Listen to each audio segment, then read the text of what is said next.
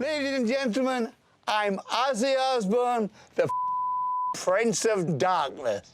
In the documentary, The 9 Lives of Ozzy Osbourne, the musician revealed that he felt the calmest I had ever felt in my life following the incident, the details of which he could not recall. Osbourne said, "All I remember is waking up in Amersham jail, and I asked the cop, 'Why am I here?' And he says, 'You want me to read your charge?' So he read, 'John Michael Osbourne, you have been arrested for attempted murder.' Following the arrest, the rock star was ordered by the court to spend 6 months in rehabilitation. Sharon said of the incident, "Thank God the judge put him in treatment for 6 months. I had time to really think about what we should do. I told him, I don't want the money, but if you do this again, either I am going to kill you or you are going to kill me. And do you want that for the kids?"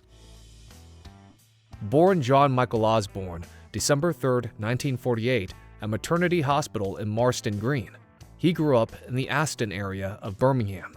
Born to Lillian and John Thomas Osbourne, Ozzy's childhood was rough. He was the fourth of 6, 3 older sisters and 2 younger brothers. He can't remember who or why he was first called Ozzy. He thinks it must have just been a nickname for Osbourne. Only his immediate family calls him John. He was seemingly always getting in trouble in and out of school. Having dyslexia, the teachers didn't try to help. They just let him mess around. So that's what he did. When he'd have to try and read aloud, he tried to entertain the class. Ozzy admits to not being a Romeo at school. Most girls probably thought he was insane. For a short time, he had a girlfriend named Jane. Whenever they planned to meet, he'd first go to the boys' restrooms at school and rub soap in his hair to slick it back. He hoped Jane would think he was cool. One day it rained, and by the time he arrived, his head looked like a bubble bath, soap dripping down his forehead into his eyes. He was dumped on the spot. This was his first lesson heartbreak. When he was older, he went from job to job. Eventually, he found a job he was somewhat good at. He lasted about 18 months at a slaughterhouse. His last day, a co-worker snuck up behind him and cut the strings off his apron.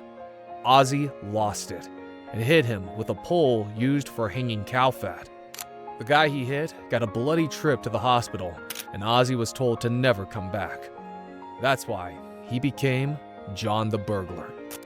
In his autobiography, I Am Ozzy, he said this of his burglary skills: "I was a fucking crap burglar.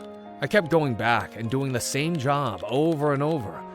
I'd scoped out this clothes shop called Sarah Clark's on the street behind my house in Aston. During the first break-in, I grabbed a load of hangers and thought, magic, I'll be able to flog this stuff down the pub. But I'd forgotten to take a torch with me, and it turned out that the clothes I'd nicked were a bunch of babies' bibs and toddlers' underpants." Ozzy said there were fights every day in prison. So he did what worked in school to get the bullies to leave him alone. He found the biggest, baddest guys and made them laugh. In his book, I Am Ozzy, he explains when everything changed. Thanks to Beatlemania, it seemed alright that I didn't want to work in a factory. John Lennon and Paul McCartney hadn't wanted to work in a factory either, and they were just like me, working class kids from the back streets of a rundown, far from London industrial town. The only difference was that their town was Liverpool, not Aston. I reckoned if they could be in a band, then maybe I could too. I was 8 years younger than Lennon and 6 years younger than McCartney, so I still had plenty of time to get my first big break. Trouble was, I had no idea how to get a big break. Ozzy posted an ad, "Ozzy Zig needs gig." This got the attention of Terry Butler. One day, Terry showed up knocking on his door, now known as Geezer Butler. He played in a band for a short time with Geezer. The band parted ways, and Ozzy was back where he started. He requested the ad be taken down months later, but it wasn't taken down. Then there was another knock on his door. This time, it would be Bill Ward, and of course, Tony Iommi. Before they were Black Sabbath, they went by the name Earth. Earth did some shows. They took any gig they could get just to get money, no matter how little. At one point, they were stealing vegetables under the cover of dark just to eat. The break they needed came from an idea Ozzy had. It was a 1 in a million shot. He suggested they go to venues with big-named bands playing. They'd have all their gear and be ready to play on the off chance the band scheduled to play never showed up. Lo and behold, it worked. After 10 minutes passed the time Jethro Tull was set to go on, Tony went in and asked if the band was gonna perform. The manager, annoyed and angry from the no-show, told him to come back the next day and he'd get a refund. Tony explained if they needed a band, his band was conveniently ready to play and could help them out if they wanted. Tony ran out to the rest of the guys, saying they were on in 15 minutes. After that, Earth was becoming more well-known and got a manager. Tony was offered a place with Jethro Tull after their guitar player quit. After a couple performances with Jethro Tull, Tony came back. "What do you mean you quit?" asked Geezer at an emergency meeting down the pub a few days before Christmas. "It wasn't my scene," said Tony with a shrug. The drinks were on him. "How can being in Jethro Tull not be your scene?" said Geezer. "You played a gig with John Lennon, man. I want to be in my own band. I don't want to be someone else's employee." "So Ian Anderson's a tosser then?" I asked, getting to the point. "No, he's all right," said Tony. "He just wasn't... We didn't have a laugh, you know? It wasn't like this." Bill, already on his third pint of cedar, looked like he was about to burst into tears. "So are we back together?" said Geezer, trying not to lose his cool by grinning too much. "If you'll have me, okay. But can we please now find another name?" I said. "Look, forget about the name," said Tony. "We just need to agree that we're all serious. We can't fuck around anymore. I've seen how guys like Jethro Tull work. And they work, man. 4 days of rehearsals for one show. We need to start doing that. We need to start writing our own songs and playing them, even if we get boos." They continued to play gigs as Earth until they got booked as another band called Earth. Realizing this, they ended up changing the name to Black Sabbath, same name as one of the first songs they'd written together. It was Bill who told Ozzy he was fired. The date was 27 April 1979, a Friday afternoon. They were doing some rehearsals in LA, and Ozzy was loaded. But then, when Ozzy's not loaded, it was obvious that Bill had been sent by the others, because he wasn't exactly the firing type. Ozzy can't remember exactly what he said.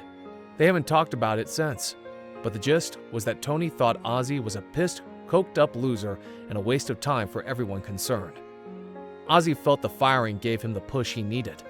He didn't have anything to say about his replacement, Ronnie James Dio, formerly of Rainbow. Ozzy thought he was a great singer, but he wasn't Ozzy, and Ozzy wasn't him. He said he wished they called the band something other than Black Sabbath 2 or something. According to Ozzy, after being fired, Ozzy didn't see daylight in months. His dealer would stop by and drop off supplies, and once in a while, he'd have women visit. He wanted to shut everything out, and so he drank and drank. Then one day, Mark Nazif knocked on his door. He was a drummer, and he was also managed by Don Arden. He said Sharon from Jet Records was coming over to pick something up from him, but he had to leave town. He handed Ozzy an envelope and asked him to give this to Sharon. He told Sharon to call for Ozzy at reception. Ozzy said no worries, and as soon as he closed the door, he opened the envelope and found $500 in cash. What did Ozzy do? Called up his dealer and had $500 worth of coke delivered. Sharon came and asked if he had something for her. He lied. It was obvious with a large bag of coke and an opened envelope with Sharon written on it. They argued, and Sharon left. She came back the next day and said, "If you want to get your shit together, we want to manage you." From that point, things fell into place. Sharon took more control, and a solo album was eventually made. Here's what Ozzy said in his book on meeting Randy Rhoads. "So one night, this tiny American bloke came over to Le Parc to introduce himself. The first thing that came into my mind was, he's either a chick or gay. He had long, wet-looking hair and this weirdly deep voice, and he was so thin, he was almost not there.